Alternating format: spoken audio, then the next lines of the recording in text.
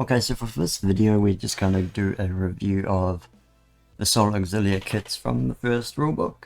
I'll review the kits as well, like what I think about the kits, as well as essentially how many points you get per box, and any sort of other standard things I want to mention about the rules. I'll do that as well. But yeah, so starting off we've got the Malkadors, what just recently came for sale, but were available in the big box. So the Malkador kit's edge are kind of nice. You only get 2 bursts per or 4 per box, but they do have 2 wounds each, so it's kind of nice for a box. And they have a ton of options. So you have those basic 3 main gun options. You either have your battle cannon, your twin las cannon, or a vanquisher cannon. Then you have your sponsored weapons, so you have auto cannons, las cannons, and heavy bolters. And then you have hull mounted weapons. You have either, I believe it's heavy bolters and las cannons, which are down here, and there's like a playback launcher there, or demolish cannons. And the one interesting thing about demolish cannons is that they don't cost points, and they do seem quite a lot better than a las cannon or a heavy bolter. So I'm not sure. There's some weird stuff in the game like that. Like, I think they probably should cost points. And at the same time, with how the game's sort of going, there's almost no reason not to just take a vanquisher cannon or potentially the las cannons. As you either get, so the vanquisher cannon's basically longer range than battle cannon, has armor bane, but it's also anti-tank. So don't get AP against infantry, but that basically doesn't matter majority of the time. And the twin las cannon, I believe it's 2 shots rather than accurate. So either way, like, they're basically both better anti-tank weapons, and they're no worse at, like, anti-infantry, like, realistically. Yeah, so it's like, it's almost a no-brainer. At the same time, with, like, sponsons, like, why wouldn't you take the las cannons? Then again, water cannons, maybe, but generally, like, las cannons. Like, there's probably an argument to make that point defense and heavy bolters is useful, and I think it is. I'm not sure if it's that useful. It's weird. And again, demolish cannons are almost a no-brainer as well. Really, unless you need the range. But yeah, they probably should cost points. But yeah, I think kit-wise, there are a lot of parts per tank, but generally a lot of them are quite sizable and not that difficult to put on. Like, even the heavy bolters and las cannons aren't that bad because they just slot into the thing. My main complaint about the Malkador kit is edge. I only remembered about it because I built with Drakus in there recently. It's the exhaust pipes. They have 3 dots on the sides, will connect up to the 3 dots here. But there's no shape to them. You put it in and it'll wobble around a bit. You actually have to hold it in place. Like, there's nothing sort of that will align it in the right location. Like, none of the plugs and holes are like shaped in any way that will basically keep them in one place. Because the Rhino exhaust pipes, one of the actual plugs is bigger than the others and will actually hold them in place, so you can push it in and it will stay there. It won't move. You'll be able to it'll be in the right location. And that's sort of the issue I have with the Malkador hull. And that's basically everything for that. Then next up we have the Lemros kits. We don't have the box art or individual box yet. We do have them in the starter set, and I think we should see them soon. You get 4 per sprue and 8 per box. Unlike the Malkadors, the exhaust pipes actually just plug in. I don't know if we can see where they plug in, but it's literally, I think it's on there actually, but it's a square plug, it goes in, you don't have to worry about it. There's no sponsors, but that's fine. It means you can fit more on the sprue. You get a battle cannon or a vanquisher cannon option for a new main gun, and I think this also comes down to the previous argument. Is it even worth taking the battle cannon? Because right now, with 8 I do have, I've got like each unit of 4 has 1 vanquisher. But I'm definitely going to go up to just 2 vanquishers, 2 of each, because like there's almost no point. And I'm doing the same with like, yeah, I do have 2 heavy bolters on each one for the hull mounted weapon. You have the las cannons here and the heavy bolters is up here. Most because I like point defense, but I'm not sure if it's actually worth it, like viability wise. Which then again, just like rule of cool. In grand scheme, that's what I'm doing for most of it. Like if I think it's cool, but I like the idea of having 1 or 2 vanquishers per platoon, kind of like British did with the Fireflies. And that way you do have the anti-infantry capability as well, even though it doesn't usually matter very much, mostly because cover saves, all the armor's so bad anyway, it doesn't really matter. But yeah, so that is the Lemon Rust kit done. Got to mention, but Malcadors per box are 330 points per box, which is pretty decent. And Lemon Rusts are 350. Back to Baneblades. So the Baneblade kit, it has 2 Baneblades. Unfortunately, they only have 2 wounds, and I think they should actually have 3. And if the Foulblade has 3, I'm probably going to have kittens. Because literally, they're barely any. They have the same survivability as a Kratos, when they are super heavy and the Kratos is a heavy tank. It's kind of a bit weird. They should have had 3. They only have 2. Kit wise, yeah, it's not too bad. You do have individual, like some, is basically the tracks, so like there's, each side of the track has 3 parts to it, which isn't too bad. They're quite sizable. Everything on it's quite big.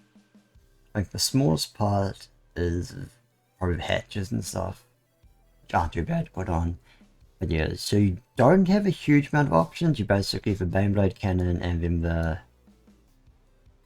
Storm Hammer or the Hell Hammer, which is basically sort of a long-range mortar cannon.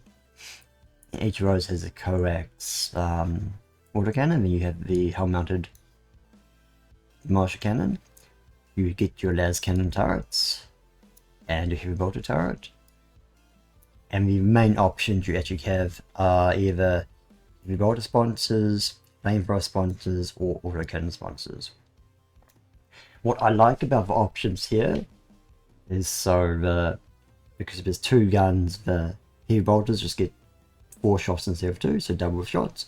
I believe the flamethrowers are the same, and they both have point defense.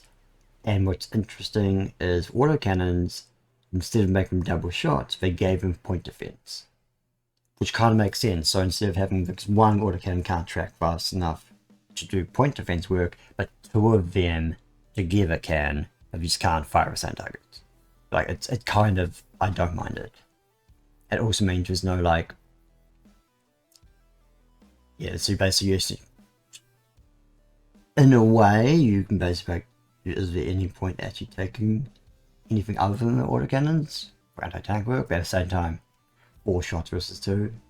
Like, I think either way it's fine. Yeah, so the kit is 200 points. So they're basically 100 points each. Which isn't bad, but I think if they had 3 wounds per model, they'd probably be more expensive. That's my main complaint, but not actually that survivable. They do have 2+ armor saves, but yeah, 4 Lemon Rusts are more points and more survivable. If they have 4 wounds, they have 2+. But it does have decent amount of firepower. It's like, it's not too bad. And it does mean, like, against smaller units firing at it, will actually might just leave with 1 wound left, so it's towards all firepower. It's not too bad. And yeah, a lot of these heavy priests aren't actually point efficient per box due to the fact there's only 2 per box usually. But yeah, I'll be curious to see how many wounds the Foulblade has when it does come out. At the same time, I think they probably will give us a 2nd edition at some point, or she'll revise everything I learned about it, so hopefully that fixes a lot of issues I do have.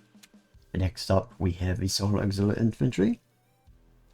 I do like this box. It's basically what you get. You get per sprue, you get 2 Sentinels, which is 4 per box. There's no weapon options though, it's just missile launchers and multi-lasers. You also get 2 stands of Ogrins, which is actually a lot of parts when you think about it. I think the Ogrins take more space than the Sentinels, which is 4 stands per box. So same thing with basically the Flamethrowers and the Velatari. So you get basically each box has enough to make a separate detachment, with the exception of, for each unit, with the exception of the Flamethrowers, who are just an add-on unit. Which is kind of weird when you think about it. You'd think that'd be a separate unit as well, but they're not for some reason. Not that it matters that much. And then you get 20 Solar Auxilia, las rifles, and a command team, with the option you either have your Legate here, or you put the Sky instead. Or like, so you have Supreme Command and the normal here. One of my complaints about this isn't this, it's more currently the only support options we have, with the exception of Cyclopses, which are coming up in the next box, are merely focused. Well, technically Cyclopses are as well. There's no range support options for Solar Auxilia. So basically the Velatari are merely orientated, the Ogrim's merely orientated. Yeah.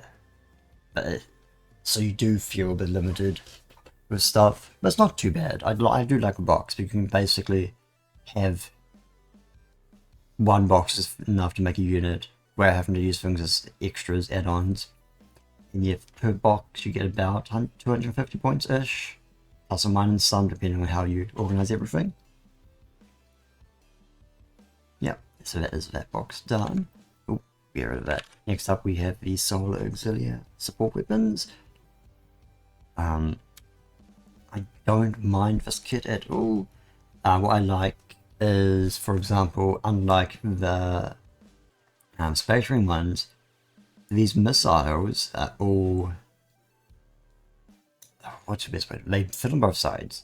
So you can, essentially this line bit here glues into the slot here. And it either goes, they can go on either side. So you can basically take all of those off, make all of them, and you don't have to worry about which side goes which. You just go on each side, you don't have to worry about anything, and it just goes together really nicely. The Cyclopses, again, they're real simple, just 3 pieces. My one complaint about the Tarantulas is just it's this. The fact that the las cannons are separate from the actual turret bit, which doesn't make any sense considering that the Space Marine one's basically the same. They could have easily just made a one piece, and I would have been really happy. But it's not too bad. Another good thing, so all the rapiers use the same. This is the same model, so you can pull all of those off the sprues, build them up. You don't have to worry about which one goes where. These are the same. There's a left and right track, but again they're all identical. Well, they're not identical. The left one's different, but you can pull them out, figure out which one's left and right, and just glue on whatever you want. The only differences are essentially the middle part with weapons glue on. So yeah, this is the quad mortar, the laser destroyer, and this is the, oh god, is it termite? It's the mole mortar. There we go. Yeah, so you can basically glue all these middle bits to the driver, and then the sides go on. You do have to be a bit careful with when you glue the tracks on, because you can actually angle the tracks a bit. You want them as straight as possible, as sometimes the weapons won't fit very well if the tracks are slightly angled, like vertically right. So you have the bottom bit and the tracks, you want them straight down. So if you have them like a bit like that, you can. It's not hard to do. They'll be hard to fit the things in. There's also, each different weapon has 2 different support dudes to go on it, so there's a bit of options. The quad launchers, or quad mortars, and the mole mortars are actually quite easy for just 2 parts. Technically everything's 2 parts with 2 big parts. I do have a side complaint about the laser destroyer, is these are the parts here, which isn't too bad. Points wise, just a quick points. The entire box, even though it's really, really hard to use, and sometimes you probably wouldn't use things in this way, is 348 points. But you can use about maybe like 150 to 200 per box, basically. Per box of infantry. It's assuming you use a pioneer unit and an infantry unit. Otherwise, yeah. Because my one complaint, my actual rules-wise complaint about this, the rapiers are all bastion units. The space marine ones are support, the solar auxiliary ones are bastion. And they should have 100% been support, because that's what they are. They're literally support weapons. They should be support options. And it would solve Solar Auxiliary's entire issue with his merely support. And yeah, it does. And the Pioneer unit's actually fine with just tarantulas. This 4 deployment is amazing. But just being able to take more rapier units with your basic infantry than just one would be really nice. The other issue I have is you get 4 of each per box, rapier weapons. They come in units of 3. So unless you're willing to have mixed weapons, you basically can't use every weapon. I think laser destroyers and all waters are kind of okay mixing. So both direct fire weapons effectively. Trouble is with the quad mortars is they have a direct fire mode, but they also have indirect fire modes. And so in a way you do want to have them like a artillery support thing. So you can't really mix the quad mortars with the other things. So it's like, But everything else is sort of fun. I think it would have been interesting if they had gave us like maybe a heavy bolter tarantula as well. So it would have just mean and essentially one more of these parts, and then just these would be heavy bolters and like 2 of these would be heavy bolters, which would have given quite a lot more support, as you would have gotten rid of this big, like this chunk here, which isn't too much.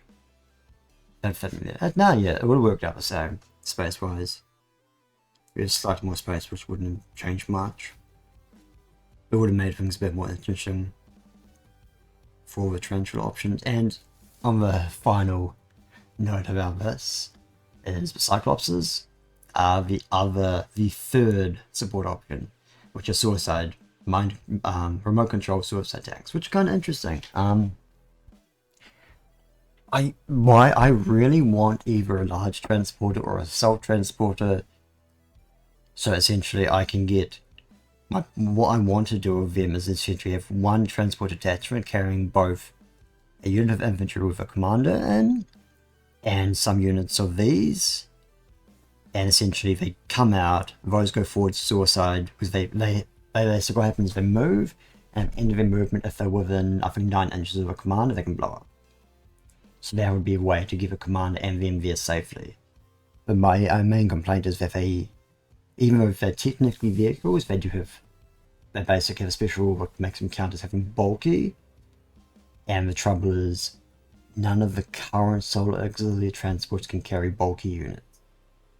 So it's like a bit iffy, actually.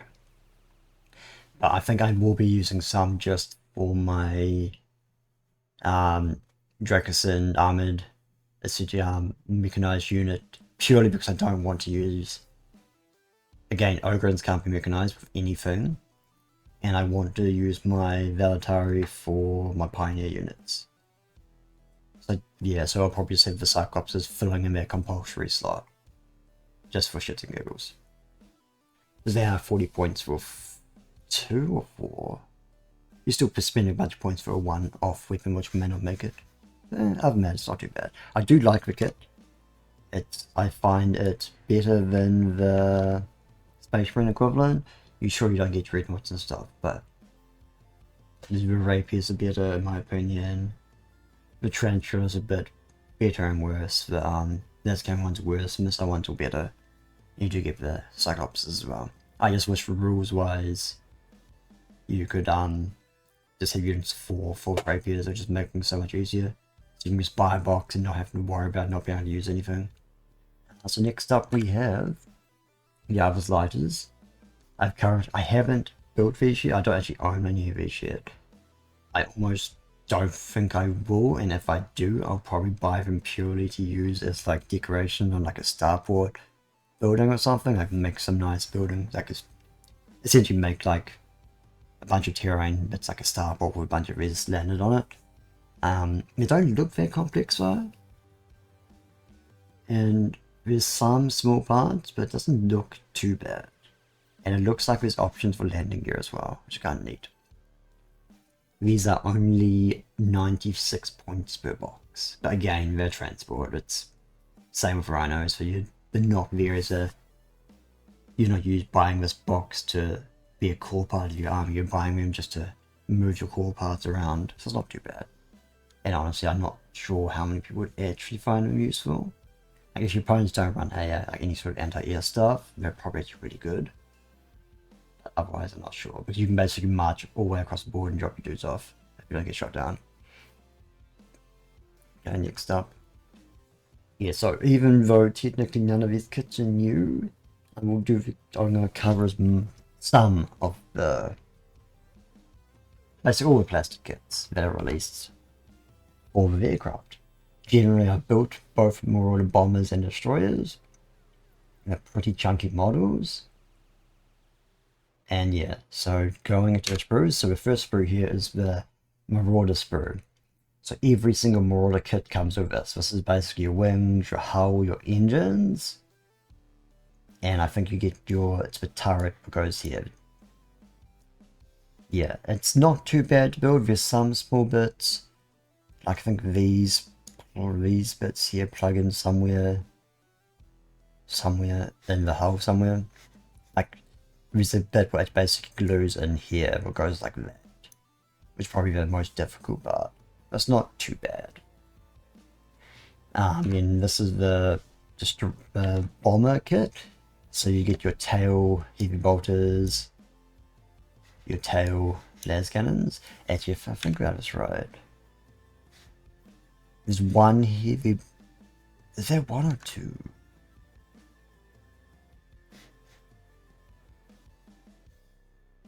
Yeah, this sprue only has one heavy bolter, and this one has the other one, which is here. And you have your your rear mounted heavy bolter turret, your lance cannon turret. Then you have a bunch of bombs. I think there's 1, 2, 3, 4, 5, 6, 7, 8. So you get enough bombs and missiles to basically fill up an entire Marauder. They each have 4 pylons on each wing, so there's 8 weapons you need. And then next up we have, oh yeah, so Marauder bombers are basically at 85 points each. So a unit of 2 is like 170. It's not too bad. They're actually really good because you get... the base model has 3 bombs, and then you can get 2 slots for wing mounted weapons, which is another 4 bomb dice. So they're actually really good as bombers, like literally just bombing with hell out of shit, which you can do in the movement phase. Marauder bombers are why you need anti-air, like actual good anti-air in your army. The Dero Drift works. They're pretty good.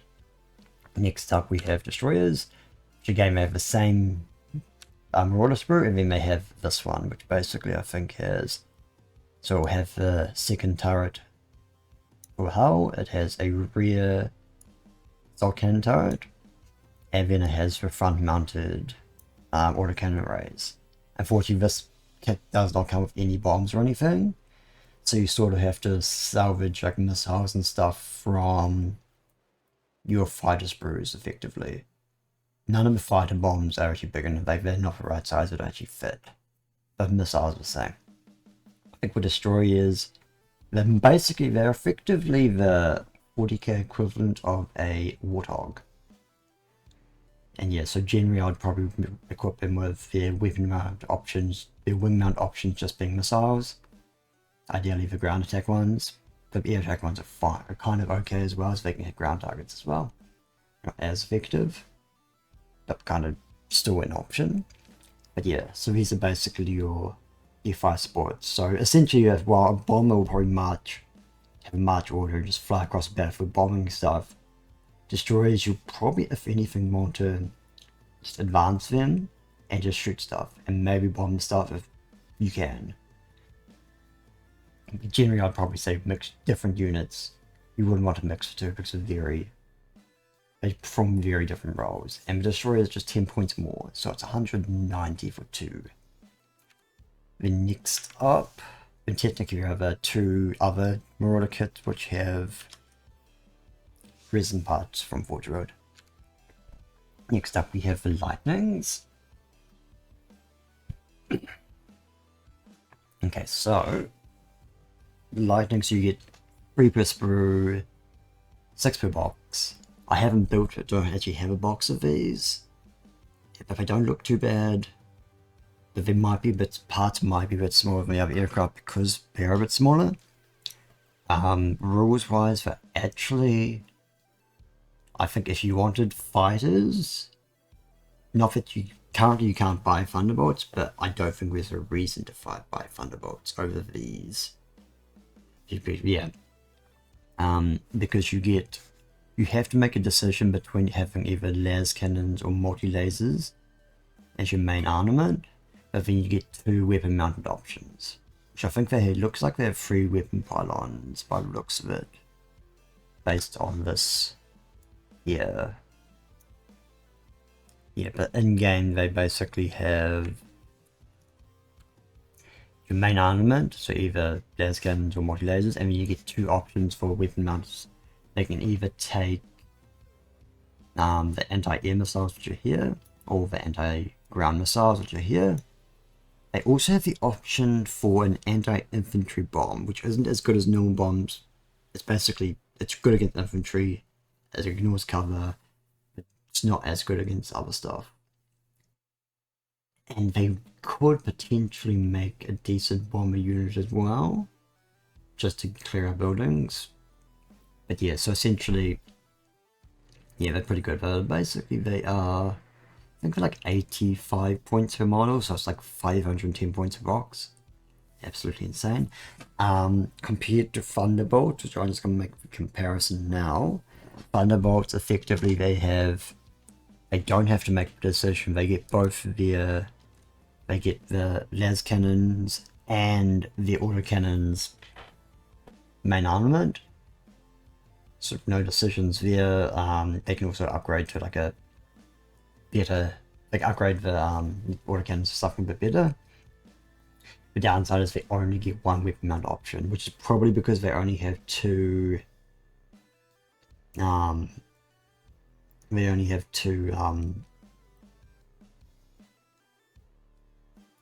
pylon mounts on their wings, which basically makes the Lightnings just as good, as you effectively one of your Lightning weapon slots is another anti-air missile, and suddenly you're on par with the Thunderbolts effectively, and you have an extra slot to pick something else.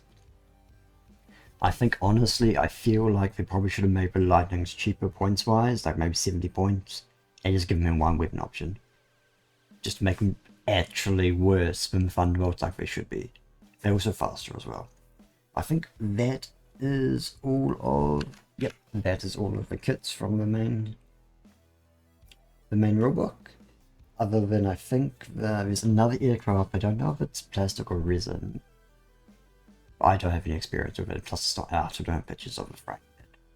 But yeah, those are all my thoughts, and yeah, hopefully this was informative or gave you guys different perspectives. Yeah, thanks for coming, and I'll see you all next time.